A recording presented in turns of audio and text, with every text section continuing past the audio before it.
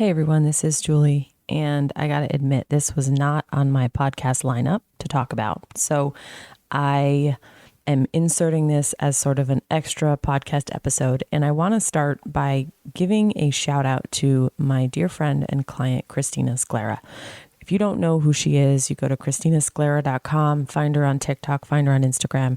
She's hilarious. She is not afraid to say what people need to hear. She successfully exited her business, which was a digital commerce shop. She was actually one of the first to really kind of use Shopify for digital products. She ran the contract shop, sold that for a successful exit. And so now she's teaching different online business and social media. And she is the person who came to me and said, Julie, this is getting out of control. I said, what? She said, it's called MRR.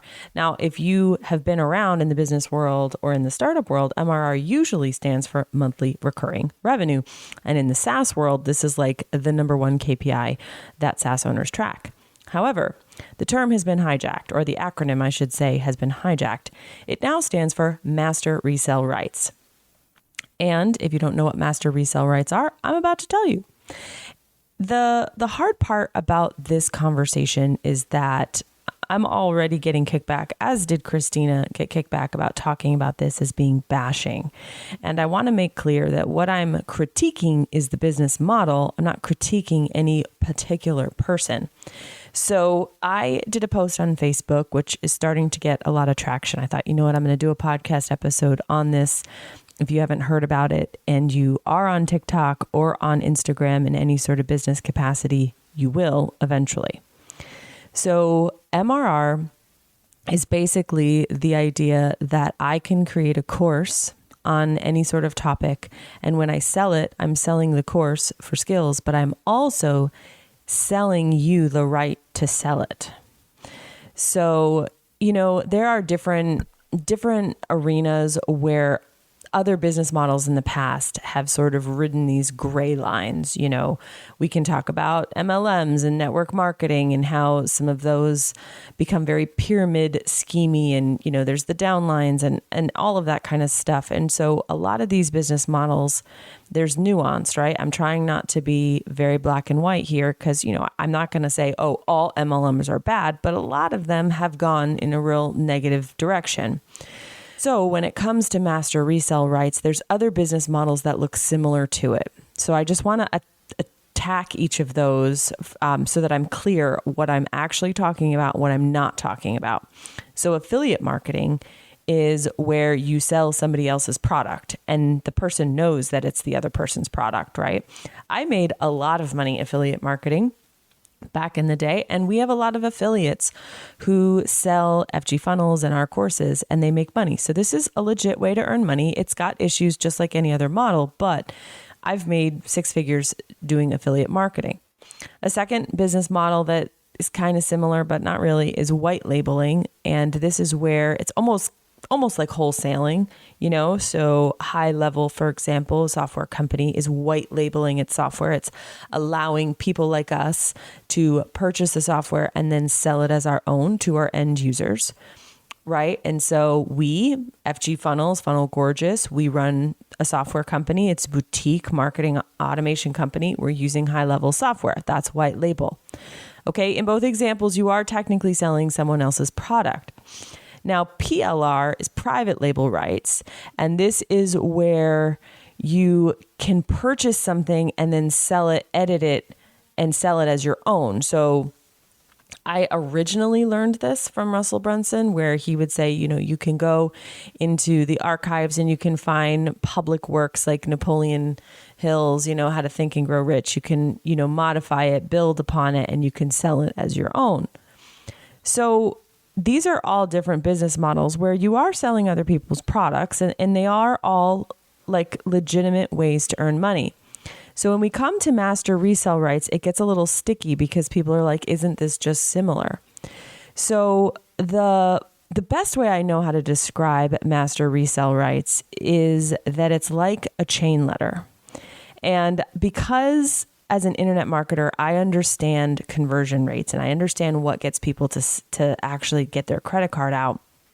This sort of master reselling rights of digital marketing courses is creating higher conversion rates than normal. And what's happening is it's now going viral. So on TikTok, on Instagram, in Facebook groups, it is everywhere.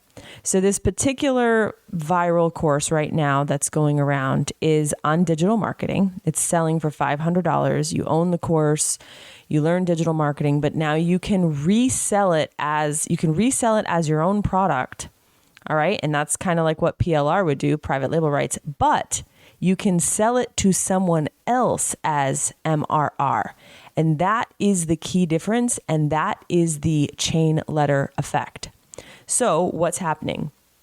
Majority of students who are buying the product are now reselling it as their own. Okay, so before I even jump into the chain letter effect, if I buy a course on digital marketing and then I turn around and sell that course on digital marketing as my own, but I actually haven't done any digital marketing, there's some issues there, right?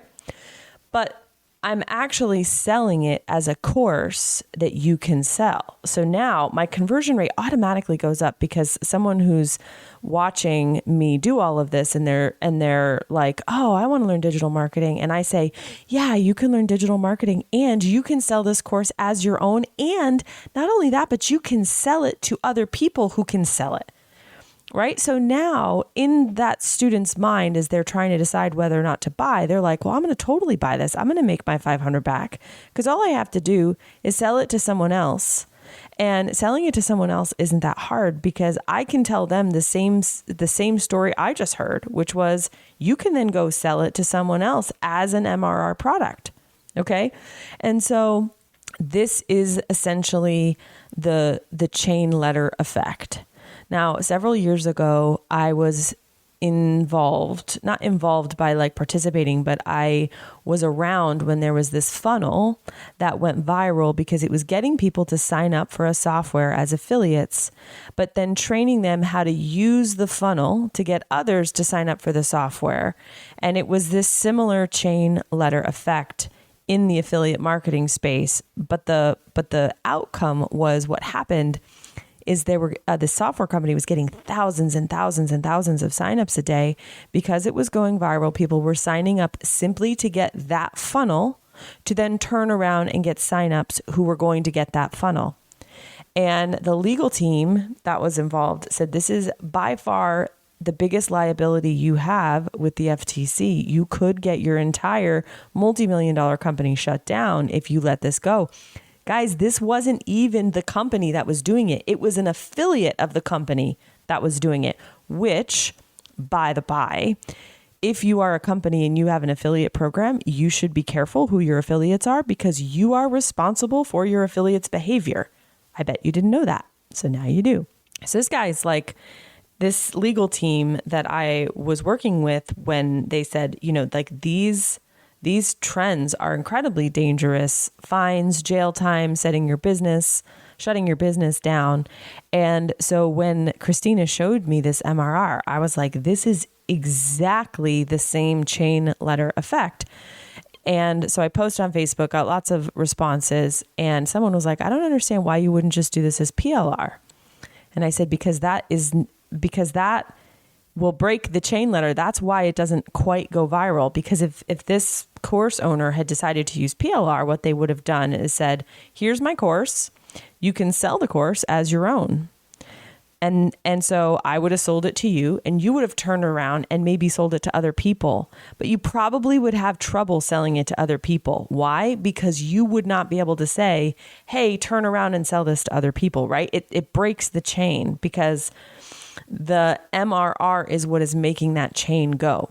And the other thing that I think a lot of people aren't really thinking about is that the faster it goes viral, the faster it implodes, right? So if I'm bought into this idea and I start selling this course and I tell my students, you can sell it as MRR yourself.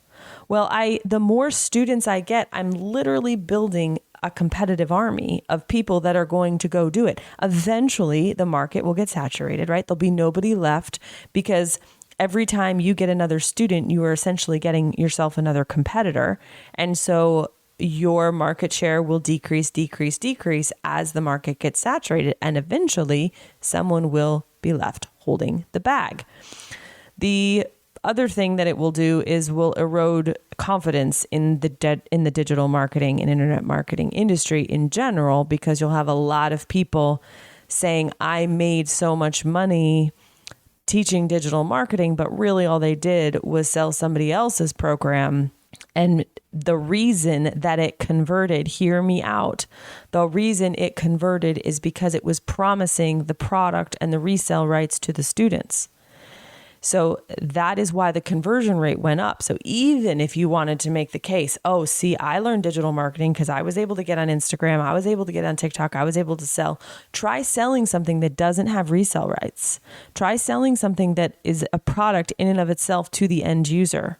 Or even sell something that has PLR rights. But MRR is like a special form of digital cocaine. You know what I mean?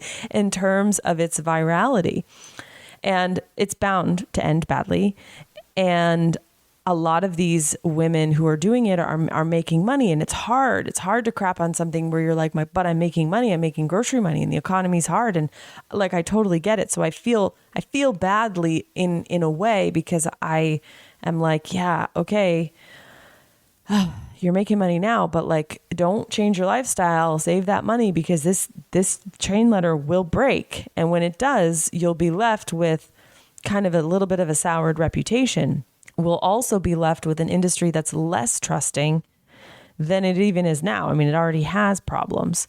So I wanted to bring it up because if you're seeing it, if you're at all tempted by it, I have very successful business owners who've even been tempted by some of the stories. It seems as if there's a type of scripts that a lot of these people are learning that are pretty compelling in terms of, the story and the promise, and people have their identity really wrapped up in it. So I don't know. I'm telling you all of this so that if you see it on TikTok or you see it on Instagram or you see MRR, it may not stand for monthly recurring revenue. It may stand for master resale rights. And from a legal perspective, even though I'm not a lawyer and this is not legal advice, there is a very large possibility that if the FTC were to get wind of what was going on, the entire thing would be shut down and a lot of people would be out a lot of money. So I'm going to go with this is not legal, even if the initial intent might have been legal. All of these people don't understand the law, and it is not going to end well. So if this was helpful, please share, rate, review, send it to someone who might be caught up in this. And as always, appreciate you. Talk soon.